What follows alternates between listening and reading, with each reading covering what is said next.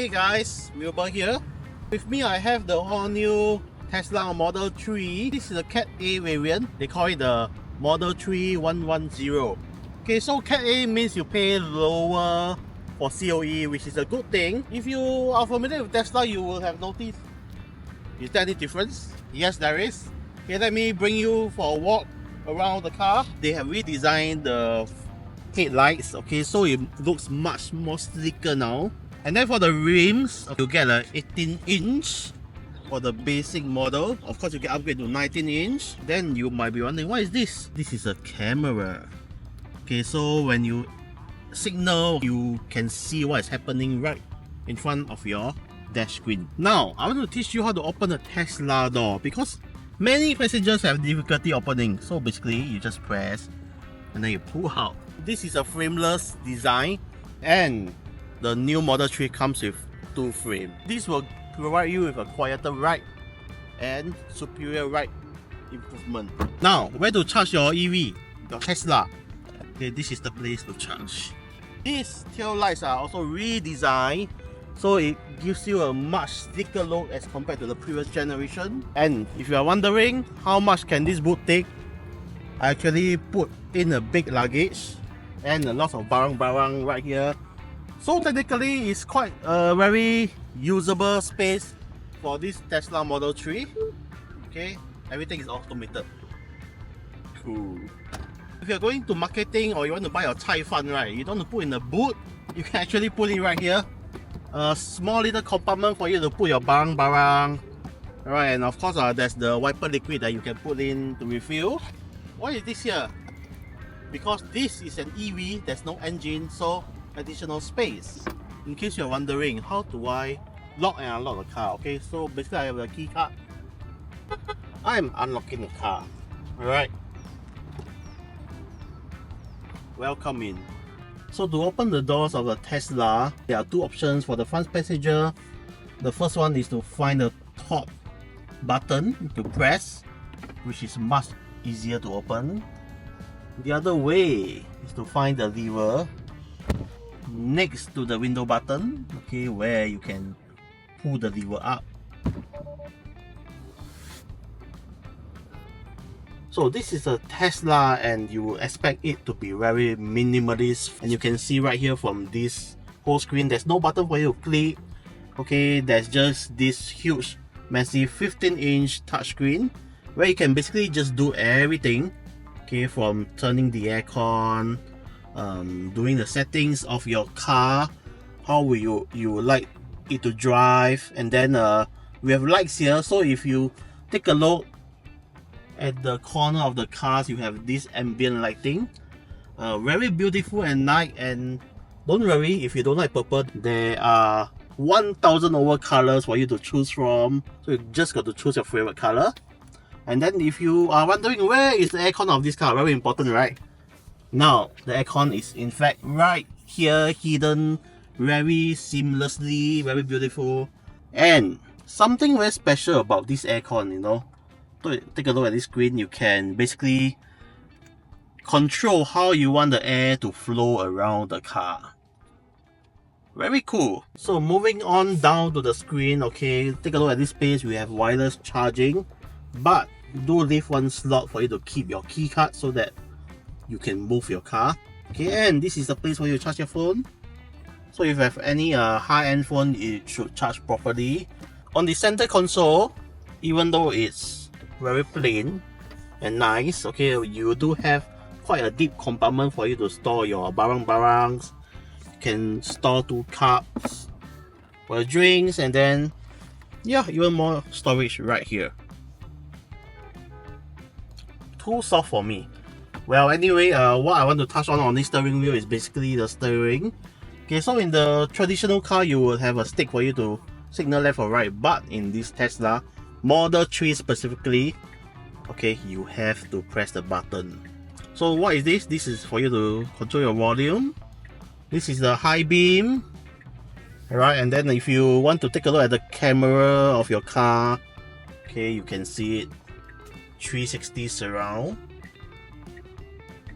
And then you can even wipe the windscreen And something you would need to use in your Tesla is this function, voice command. So you can basically say, turn on radio. Turn on radio.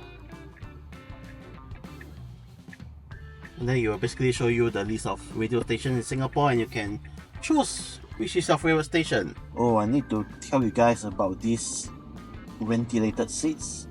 You get options of cool and heat. But of course in Singapore you will just require the cool function. So basically you get air condition in your buttocks. Okay, so it's really damn shiok, especially in Singapore's weather. Yeah, so in case you are wondering how to open the bonnet of the car, you can just click here. You can even open the boot here. Right, then close it. To move off your Tesla, okay, this is something very special. You have to control it via the screen. Okay, so to move off, slide up. To reverse, slide down. To park, press that.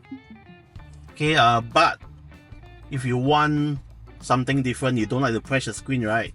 There's another option for you, is to look upwards. There is this function for you to choose from. Okay, you can control basically what you want to do right here. Since you are now looking at the top, may I also mention that this car comes with a beautiful sunroof. So after all the specs, you would like to know how does this car drive, right? Let's go. Wilbur, I heard that there's the Tesla autopilot capabilities. Yep. Can you explain that? So basically, they have this function called... oh, you're not holding the yeah, I'm not holding. So the car actually drives by itself. I'm not stepping on the pedal. But you see the car stops by itself because it senses danger. So of course, this is not recommended. You always have to keep your hand on the steering wheel. And also, of course, your leg always on standby on the pedal. Okay, I mean, what this function does is to really assist you, to drive and not get into accident with other drivers. Just now, right, there was a car that e-braked in front of us, and then I heard a sound like, what is that sound? Whenever a car e-brake in front of you, the car will warn you. Oh. Okay, so basically, it will warn you, and then if it really needs, right, it will help you to brake so that you will avoid the accident. So that is part of many new cars features, such that they have warning system to keep you safe. So apart from that warning system, you will also notice that sometimes that this mini red little dot, okay, like little big red dot, okay, at the side pillar. So that is a warning system to tell you that there's a car just beside you.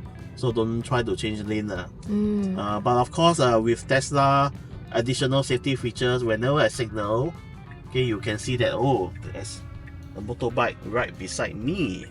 I think this is a very useful feature to ensure safety. Yeah. Some people might forget to check the blind spot also, right? In fact, a lot of seasoned drivers, they don't like to check blind spots. Because by right, you need to tilt your head a bit to check. Yep. So I mean, all these car companies know that you are not going to do it. So I'm going to help you make it easy for you by implementing all these small little features okay, to make the world a safer place.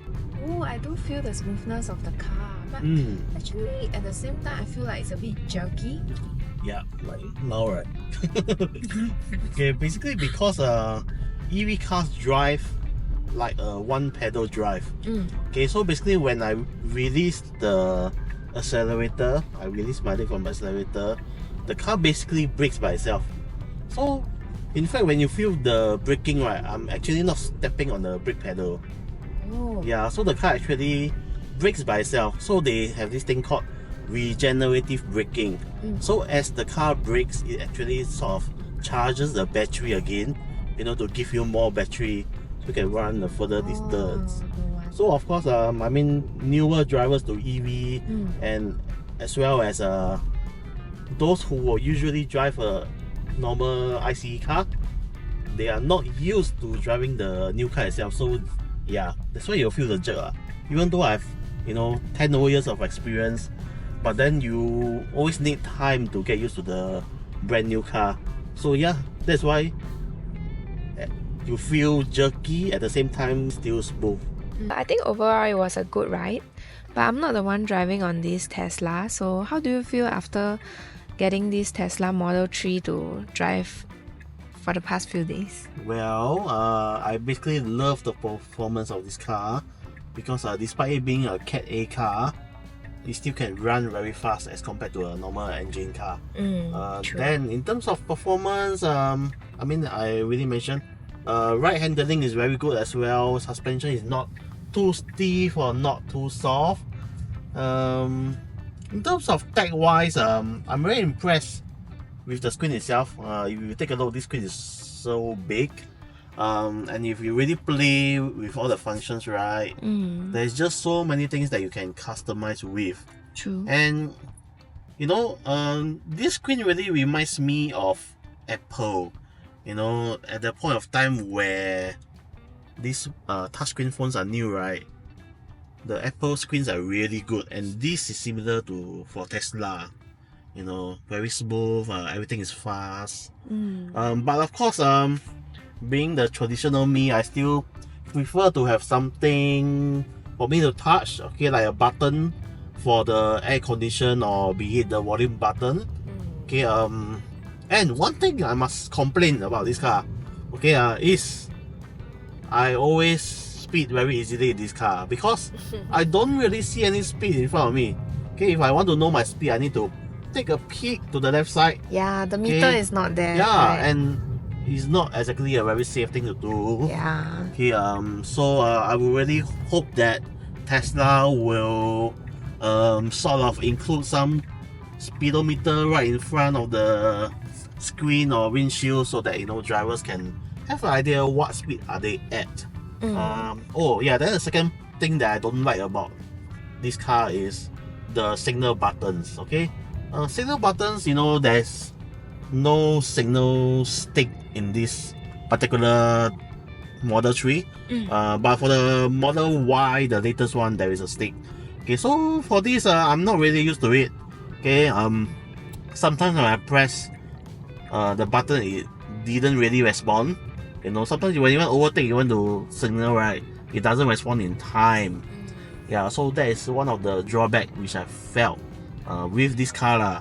Otherwise, I think in terms of, you know, driving this car, is a very fun car to drive, very quiet, very smooth. That's what most of my passengers said as well. Of course, some of them were in shock when I, you know, hit the accelerator. They basically just glued backwards to their seats. Then how do you feel about the design of this car? Design wise, actually the design of this Model 3, right, doesn't really differ from the first model. I mean, the side profile is very similar. The only difference is the front and back profile. Of course, they make it more sleek, more pleasing to look at. But yeah, I would expect a brand new design, you know, for the next Model 3 that is going to come out maybe next year, I guess. Here at Changi City Point, going for one of their destination chargers with 10 kilowatt, but it's sort of kind of full right now, so probably just gotta wait for some of them to remove their car. So 1 hour later, I'm back. Seems like all these cars are still parked right here. Looks like I won't be able to charge. So since the destination chargers are full, I have no choice but to go to a supercharger to charge the car. So right now, I'm going to supercharger at Great World City. So as you can see, I have 21 kilometers to go, and by the time I reach there, I will have 16% left. And in fact, I like this feature because it tells you, you know, exactly how much battery you are left with, together with the range, alright, so that you know that you will reach there safely. Wow, luckily there's a lot for me. So now I'm left with 16%.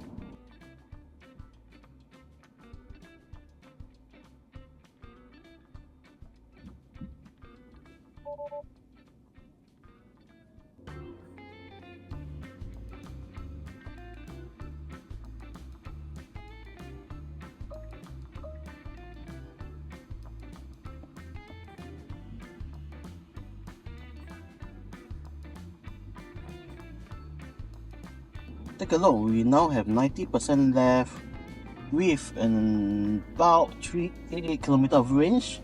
Just now was like left with 15%. So half an hour gives me like almost 370 kilometers of extra range. So that is my review of the Tesla Model 3. Go and test drive for yourself if you are interested.